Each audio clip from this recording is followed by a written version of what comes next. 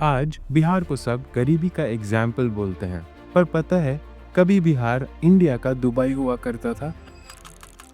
हाँ भाई, वही बिहार जहाँ से कभी ज्ञान की गंगा बहती थी, आज वहीं से पलायन की ट्रेन निकलती है। तो सवाल ये है कि एक स्टेट जो कभी दुनिया को ज्ञान का गन पाउडर देता था, वो आज गरीबी और माइग्रेशन का सेंटर क्यों बन गया। तो चलिए आज डिकोड करते हैं बिहार का इकोनॉमिक डाउनफॉल।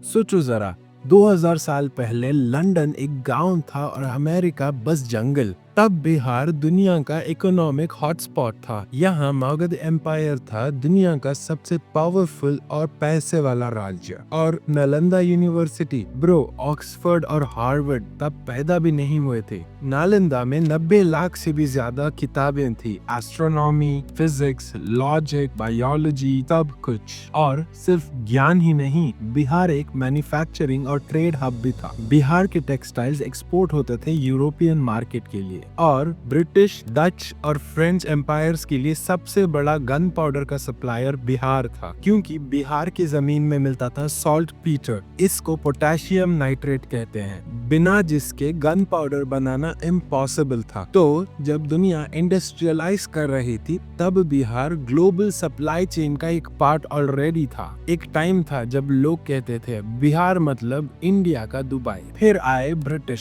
समझ जाओ वहीं से कहानी डूबने लगी। वैसे तो बहुत सारे फैक्टर्स हैं बिहार की इकोनॉमी के नीचे जाने में, पर आज हम लोग डिस्कस करते हैं दो सबसे बड़े फैक्टर्स, जिसमें से पहला था सन 1757 में हुई थी बैटल ऑफ प्लासी, और दूसरी थी सन 1764 में बैटल ऑफ बक्सर। और सन 1765 में ईस्ट इंडिया कंपनी ने ओडिशा, वेस्ट बंगाल, बिहार और बहुत सारे राज्यों के ऊपर दीवानी अधिकार हासिल किया। उसके बाद क्या हुआ? उसके बाद टैक्सेस 10% से सीधे 50% तक चले गए। मतलब अगर आपके पास 100 टन अनाज है, उसमें से 50 टन ब्रिटिश सरकार ले जाएगी। सन 1793 में आया परमानेंट सेटलमेंट एक्ट। चाहे ड्राउट हो या सुनामी आ जाए, तुम्हें टैक्स देना पड़ेगा। रिजल्ट, किसानों के पास कुछ नहीं बचा, उनकी सारी सेविंग्स खत्म हो गई और जमीन इनफर्टाइल हो गई, और फैमिन पे फैमिन आने लगे। 1770 के बंगाल फैमिन में 1 करोड़ से भी ज्यादा लोग मरे थे, और ब्रिटिश ने मदद करने की जगह टैक्स और बढ़ा दिया। मतलब कंपनी तो थी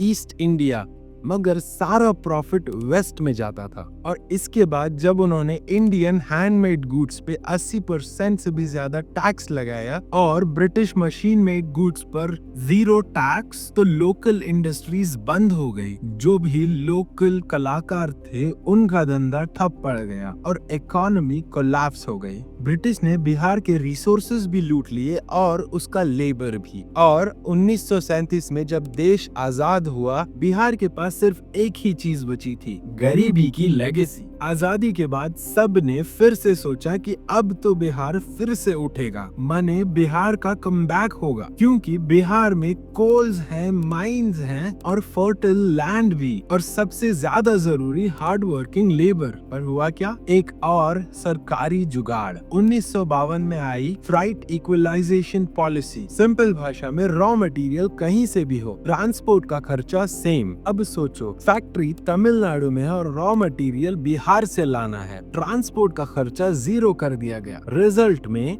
जो फैक्ट्री बिहार में बननी थी वो तमिलनाडु में बनी, क्योंकि उनके पास पोर्ट था, इंफ्रास्ट्रक्चर था और पॉलिटिकल सेटिंग भी। मतलब रिसोर्स बिहार का और रिवॉर्ड किसी और स्टेट का। और ये पॉलिसी चली पूरे 40 साल, 1952 से 1993 तक। तब तक महाराष्ट्र, गुजरात और तमिलनाडु इंडस्ट्रियल सुपर पावर्स बन चुके थे और बिहार सिर्फ एक रॉ मटेरियल सप्लायर बन के रह गया। और फिर साल 2000 में झारखंड बिहार से अलग हो गया, जिसके साथ बिहार के 75% इंडस्ट्री और 60% रेवेन्यू झारखंड को चला गया। एक तरीके से बोलूं तो ब्रिटिश ने लूट लिया बिहार का वेल्थ और सरकार ने लूटा फ्यूचर। और इसी के साथ जब गवर्नेंस वीक था। 1990 से 2005 तक बिहार का नाम डेवलपमेंट से नहीं, क्राइम और करप्शन से जोड़ा जाने लगा। अब आते हैं बिहार की पॉलिटिक्स पर, सीएम लालू प्रसाद यादव और राबड़ी देवी के बारे में। शुरू में पॉलिटिक्स हुई सोशल जस्टिस के नाम पर इसका अंत हुआ केओस और करप्शन से।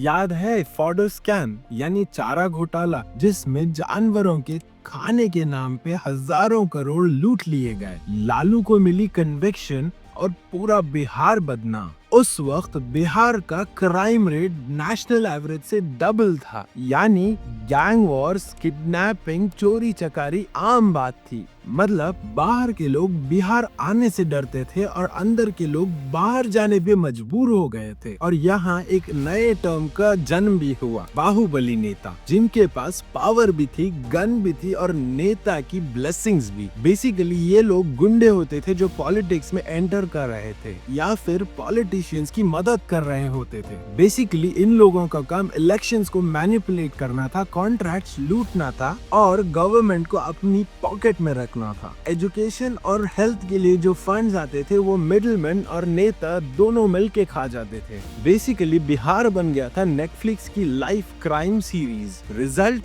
इंडस्ट्रीज भाग गई, इन्वेस्टर्स गायब हो गए और लोग माइग्रेट करते रहे। आज के दिन बिहार की जीडीपी थोड़ी बेटर हुई है, रोड्स और इलेक्ट्रिसिटी थोड़ा ज्यादा मिल रहा है लोगों को और जंगल राज ऑफिशियली खत्म हो चुका है। पर सच बताऊं, बिहार का पर कैपिटा इनकम 54,000 है, जबकि इंडिया का एवरेज 1,70,000। पॉवर्टी रेट 26% के आसपास और लिटरेसी रेट 69%, जबकि नेशनल एवरेज 77% से भी ज्यादा है। और हर साल 10 लाख से भी ज्यादा लोग माइग्रेशन कर रहे हैं। देखो, मैं ये मानता हूँ कि बिहार में डेवलपमेंट जरूर हुआ है, पर अभी भी फाउंडेशन वीक है। पॉलिटिक्स अभी भी कास्ट बेस्ड है और ब्यूरोक्रेसी रेड टेप में बंधी हुई है। देखो, बिहार की कहानी सिर्फ एक ट्रेजेडी नहीं, ये एक पोटेंशियल मिरेकल है। बिहार के पास सब कुछ है, लोगों का जुनून, जमीन का पोटेंशियल और एक हिस्ट्री जो लोग आज भी याद करते हैं। बस एक चीज मिसिंग है, सोच का बदलाव। अगर हम कास्ट के ऊपर नहीं, पॉलिसी के ऊपर वोट करें, करप्शन को सिस्टम का हिस्सा मांगने की जगह शर्म की बात समझें और रिजर्वेशन नहीं एजुकेशन मांगे, तब बिहार में असली बदलाव आएगा। बिहार फिर से उठेगा, क्योंकि डेवलपमेंट सिर्फ गवर्नमेंट का प्रोजेक्ट नहीं होता, ये हर सिटीजन का मिशन होता है। और बिहार का फ्यूचर किसी पॉलिटिशियन के हाथ में नहीं, तुम्हारे वोट, तुम्हारे विजन और तुम्हारी हिम्मत में है।